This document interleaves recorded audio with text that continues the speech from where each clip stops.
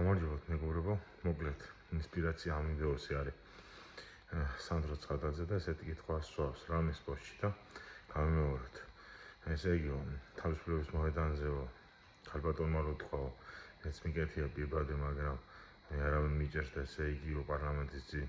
მის დგას ის ხალხიო რაღაცას აშაებთ და ამიტომ იჭერენ, თორემ მე არავინ არ შემხებიაო, მაგ ლოგიკითო პატივცემულებო 2012 წლამდეო, 2012 წლებშიო დენი მოვიდა, წყალი მოვიდაო, კრიმინალი აღიკვეთაო, გზა დაიგო, უნივერსიტეტში ჩაწყობის გარეშე ხვდებოდითო, ავიცი,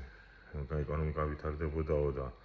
მე არ მიჭერდენო და მაგ ლოგიკითო გამოდის, რომ თქვენს რაღაცებს აშავებდით და ბევრსო და არანაირ პოლიტპატიმრებს რო იძახოთ და შუაზე იხევოდითო,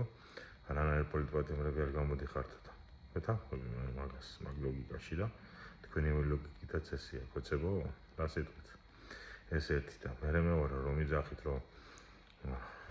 იმ 12 წელშიო 9000 პატიმარი, 26000 პატიმარი გააუპატიურესო. ჯერ ერთი თუ ვინმე მსგავს რამეს ჩადიოდა ბედუგაზიდან დაწყებული სხვებით გაგზელებული ყველა ღირსების ორდენით დააჯილდოვეთ და ქვეყნიდან გაუშვით როგორც გმირი და ეს ერთი და მე მეორე რა გამოდის, რომ იმ 9 წელში ესე იგი ყოველწლიურად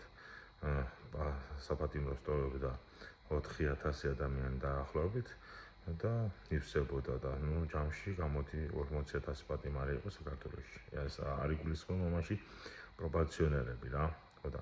გამოდის, რომ ჯამში 9 წლის განმავლობაში იჯდა ციხეში 75000 პატიმარი და რა გამოდის, ყოველი მესამე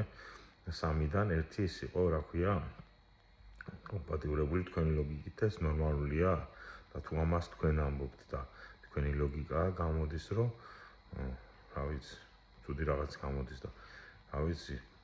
ყველა იძახით დღეს ვინც ხოცებში ხართ ხელისუფლებაში მაღალთანამდებობაზე საშუალო რგოლში, ჩვენო სააკაშვილის ვეძებდით და გვიჭერდენო და პატიმრები ვიყავითო და რა გამოდის, რომ და რო კითხავენ რა როგორო, ასე იგი ის გაუპატიურების ამბავიო, მე არა ვიღაც სხვა პატიმრებში იყო და სხვა პატიმრებს გაუკეთენო და ყველა თუ გაუპატიურებდნენ, თქვენ როგორ გამოდით პატიოსნები, ან ტყუილია მაგ ყველაფერი, რასაც ამბობდით და საკუთარი პიარისთვის და ხელისუფლებას მოსასვლელად აკეთებდით, ან რა ვიცი, მოკლედ გამოიძეთ და ჩვენი ეხება თქვენიცით. მათყურა ხოცება.